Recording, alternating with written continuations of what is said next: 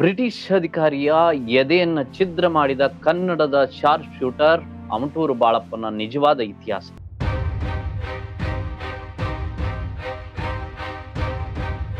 ನಮಸ್ಕಾರ ವೀಕ್ಷಕರೇ. ನಮ್ಮ ಇತಿಹಾಸದೊಳಗ ಕೆಲವು ಹೆಸರುಗಳು ಪುಸ್ತಕಗಳ ಪುಟಗಳೊಳಗ ಮಾತ್ರ ಉಳಿದವ. ಆದ್ರ ಅವರ ಸಾಧನೆ ಅದು ಜಗತ್ತಿಗೆ ತಿಳಿಬೇಕಾದದ್ದು. ಇವತ್ತು ನಾನು ಹೇಳಲಿಕ್ಕೆ ಹೊರಟಿರುವಂತ ವ್ಯಕ್ತಿಯ ಕತೆ ಅಂತದ್ದೇ. ಒಂದೇ ಒಂದು ಗುಂಡು, ಆ ಒಂದು ಗುಂಡು ಬ್ರಿಟಿಷ್ ಸಾಮ್ರಾಜ್ಯದ ಅಹಂಕಾರವನ್ನ ನಡಗಿಸಿತ್ತು. ಆ ಒಂದು ಗುಂಡು ಭಾರತೀಯರು ಬ್ರಿಟಿಷರನ್ನ ಸೋಲಿಸಲಿಕ್ಕೆ ಸಾಧ್ಯ ಇಲ್ಲ ಅನ್ನುವಂತ ಅವರ ಅಹಂಕಾರವನ್ನ ಛಿದ್ರಗೊಳಿಸಿತ್ತು. ಆ ಗುಂಡು ಆರಿಸಿದ ವೀರ ಕಿತ್ತೂರಿನ ಶಾರ್ಪ್ ಶೂಟರ್ ಅಮಟೂರು ಬಾಳಪ್ಪ. ಆದ್ರ ದುರಂತ ಅಂದ್ರ ಈ ಮಹಾನ್ ಯೋಧನ ಬಗ್ಗೆ ಇಂದಿಗೂ ಲಕ್ಷಾಂತರ ಕನ್ನಡಿಗರಿಗೆ ಸರಿಯಾಗಿ ಗೊತ್ತೇ ಇಲ್ಲ. ಹಂಗಾದ್ರೆ ಯಾರು ಈ ಅಮಟೂರು ಬಾಳಪ್ಪ?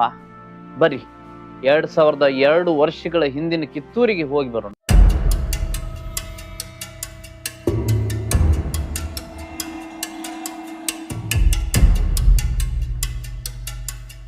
ಅವಾಗ ಬ್ರಿಟಿಷ್ ಈಸ್ಟ್ ಇಂಡಿಯಾ ಕಂಪನಿ ತನ್ನ ಸಾಮ್ರಾಜ್ಯವನ್ನ ಭಾರತದೆಲ್ಲೆಡೆ ವಿಸ್ತರಿಸ್ತಿತ್ತು. ಒಂದೊಂದು ಸಂಸ್ಥಾನಗಳನ್ನ ತನ್ನ ವಶಕ್ಕೆ ಪಡಿತಾ ರಾಜರನ್ನ ಅಧಿಕಾರದಿಂದ ಕೆಳಗಿಳಿಸ್ತಿತ್ತು. ಆದ್ರ ಕಿತ್ತೂರು ಮಾತ್ರ ತಲಿಬಾಗ್ಲೇ ಇಲ್ಲ. ರಾಣಿ ಚೆನ್ನಮ್ಮ ಅನ್ಯಾಯದ ವಿರುದ್ಧ ಸಿಂಹಿಣಿಯಂಗ ನಿಂತರು. ಅವರ ಅಕ್ಕಪಕ್ಕದೊಳಗ ನಿಂತಿದ್ದ ಅನೇಕ ವೀರರೊಳಗ ಒಬ್ರು ಅಮಟೂರು ಬಾಳಪ್ಪ. ಅವರು ಸಾಮಾನ್ಯ ಸೈನಿಕರಲ್ಲ, ರಾಣಿ ಚೆನ್ನಮ್ಮನವರ ಅಂಗರಕ್ಷಕ ಆಗಿದ್ರು. ಬಂದೂಕಿನ ನಿಖರ ಗುರಿಯೊಳಗ ಅಪಾರ ಪರಿಣಿತಿ ಹೊಂದಿದ್ದ ಶಾರ್ಪ್ ಶೂಟರ್. ಅವರು ಇಟ್ಟ ಗುರಿ ಎಂದಿಗೂ ತಪ್ಪೋದಿಲ್ಲ ಅನ್ನುವಂತ ಮಾತು ಪ್ರಸಿದ್ಧಿಯಾಗಿತ್ತು. 1824 ಅಕ್ಟೋಬರ್ 23 ಕಿತ್ತೂರು ಕೋಟೆಯ ಮುಂದ ಯುದ್ಧ ಆರಂಭ ಆಗಿತ್ತು. ಅವತ್ತಿನ ಧಾರವಾಡದ ಕಲೆಕ್ಟರ್ ಮತ್ತು ಬ್ರಿಟಿಷ್ ರಾಜಕೀಯ ಪ್ರತಿನಿಧಿ ಸೇಂಟ್ ಜಾನ್ ಥ್ಯಾಕ್ರೆ ತನ್ನ ಸೈನ್ಯದೊಂದಿಗೆ ಕೋಟೆಯೊಳಗೆ ನುಗ್ಗಲಿಕ್ಕೆ ಮುಂದಾದ. ಅವ ಬಹುಶಃ ಯೋಚಿಸಿದ್ದಿರಬಹುದು, ಇದು ಕೂಡ ಇನ್ನೊಂದು ಸಣ್ಣ ಸಂಸ್ಥಾನ ಅಂತೇಳಿ. ಅವನಿಗೆ ಎದುರಾಗಿದ್ದು ಕಿತ್ತೂರಿನ ಹುಲಿಗಳು. ಯುದ್ಧದ ಮಧ್ಯೆ ಅಮಟೂರು ಬಾಳಪ್ಪ ಬಂದೂಕು ಎತ್ತಿದ್ರು. ಅವರ ಕಣ್ಣು ಒಂದೇ ಗುರಿ ಮೇಲೆ ನೆಟ್ಟಿತ್ತು. ಒಂದು ಕ್ಷಣ ಒಂದು ಗುಂಡು ಜಾನ್ ಥ್ಯಾಕ್ರೆ ನೆಲಕ್ಕುರುಳೇ ಬಿಟ್ಟ. ಅವರ ಉನ್ನತ ಅಧಿಕಾರಿಯೊಬ್ಬ ಭಾರತೀಯ ಯೋಧನ ಗುಂಡಿಗೆ ಬಲಿಯಾಗಿದ್ದ. ಈ ಘಟನೆ ಬ್ರಿಟಿಷ್ ಆಡಳಿತಕ್ಕೆ ಭಾರಿ ಆಘಾತ ನೀಡಿತು.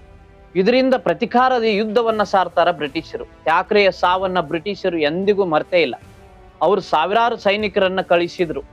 ಭಾರಿ ತೋಪುಗಳು, ಫಿರಂಗಿಗಳು, ಆಧುನಿಕ ಶಸ್ತ್ರಾಸ್ತ್ರಗಳು, ಒಂದೇ ಗುರಿ ಕಿತ್ತೂರನ್ನ ಧ್ವಂಸ ಮಾಡೋದಷ್ಟ.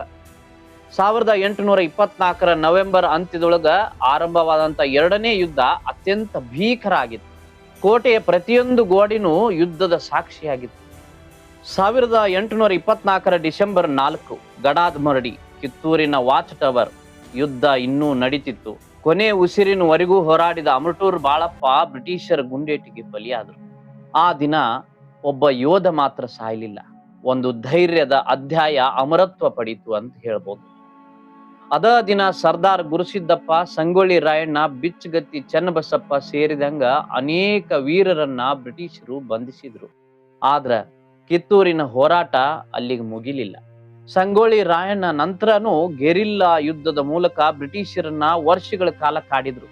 ಅದರ ಪ್ರೇರಣೆ ರಾಣಿ ಚೆನ್ನಮ್ಮ ಮತ್ತು ಅಮಟೂರು ಬಾಳಪ್ಪರಂತಹ ವೀರರ. ಇನ್ನ ನಾವು ಮರೆತಿರುವಂತ ಇತಿಹಾಸವನ್ನ ಒಂದಿಷ್ಟು ನೋಡಿದ್ರ ಭಗತ್ ಸಿಂಗ್, ಚಂದ್ರಶೇಖರ್ ಆಜಾದ್, ಸುಭಾಷ್ ಚಂದ್ರ ಬೋಸ್ ಇವರೆಲ್ಲರ ಬಗ್ಗೆ ದೇಶಕ್ಕೆ ಗೊತ್ತದ. ಆದ್ರೆ ಇವರಿಗಿಂತ ದಶಕಗಳ ಹಿಂದೆನೆ ಬ್ರಿಟಿಷರ ವಿರುದ್ಧ ಶಸ್ತ್ರ ಹಿಡಿದ ಕನ್ನಡದ ವೀರರನ್ನ ನಾವು ಎಷ್ಟು ನೆನಪಿಸ್ಕೊಳ್ತೇವೆ. ಅಮಟೂರು ಬಾಳಪ್ಪರ ಜೀವನದ ಮೇಲೆ ಎಷ್ಟು ಸಿನಿಮಾಗಳು ಬಂದವ, ಎಷ್ಟು ಧಾರಾವಾಹಿಗಳು ಬಂದವ, ಎಷ್ಟು ಮಕ್ಕಳು ಅವ್ರ ಬಗ್ಗೆ ಓದ್ತಾ ಇದ್ದಾರ. ಈ ಪ್ರಶ್ನೆಗೆ ಉತ್ತರಗಳನ್ನ ಹುಡುಕುವಂತ ಕಾಲ ಬಂದದ್ದು. ಕೊನೆ ಮಾತು ಸ್ನೇಹಿತರ, ಒಬ್ಬ ವ್ಯಕ್ತಿ ಎಷ್ಟು ವರ್ಷ ಬದುಕಿದ ಎಂಬುದು ಮುಖ್ಯ ಅಲ್ಲ, ಅವ ಬದುಕಿರುವಾಗ ದೇಶಕ್ಕಾಗಿ ಏನು ಮಾಡಿದ ಅನ್ನೋದ ಮುಖ್ಯ. ಅಮಟೂರು ಬಾಳಪ್ಪ ಬದುಕಿದ್ದು ಕೆಲವೇ ವರ್ಷಗಳಿರಬಹುದು, ಆದ್ರ ಅವರು ಬರೆದ ಇತಿಹಾಸ ಶಾಶ್ವತ. ಇವತ್ತು ನಾವು ಸ್ವಾತಂತ್ರ್ಯದ ಗಾಳಿ ಉಸಿರಾಡ್ತಾ ಇದ್ದೀವಿ ಅಂದ್ರ ಅದರ ಹಿಂದ ಅಮಟೂರು ಬಾಳಪ್ಪರಂತಹ ಸಾವಿರಾರು ಹುತಾತ್ಮರ ತ್ಯಾಗ ಅಡಗ್ಯದ. ಆದ್ದರಿಂದ ಪ್ರತಿ ಡಿಸೆಂಬರ್ 4 ಈ ಮಹಾನ್ ವೀರನನ್ನ ನಾವು ನೆನಪಿಸಿಕೊಳ್ಬೇಕು. ಅವರ ಇತಿಹಾಸವನ್ನ ಮುಂದಿನ ಪೀಳಿಗೆಗೆ ತಲುಪಿಸಬೇಕು. ಅದ ಅವರಿಗೆ ಸಲ್ಲಿಸುವಂತ ನಿಜವಾದ ಗೌರವ.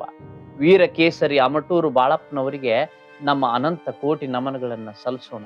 ಈ ವಿಡಿಯೋ ನಿಮ್ಗೆ ಇಷ್ಟ ಆದ್ರ ಲೈಕ್ ಮಾಡ್ರಿ, ಶೇರ್ ಮಾಡ್ರಿ ಮತ್ತು ಕರ್ನಾಟಕದ ಮರೆತು ಹೋದ ಇತಿಹಾಸಗಳನ್ನ ತಿಳಿಲಿಕ್ಕೆ ನಮ್ಮ ಚಾನಲ್ ಅನ್ನ ಸಬ್ಸ್ಕ್ರೈಬ್ ಮಾಡ್ಲಿಕ್ಕೆ ಮರಿಬೇಡ್ರಿ. ಧನ್ಯವಾದಗಳು.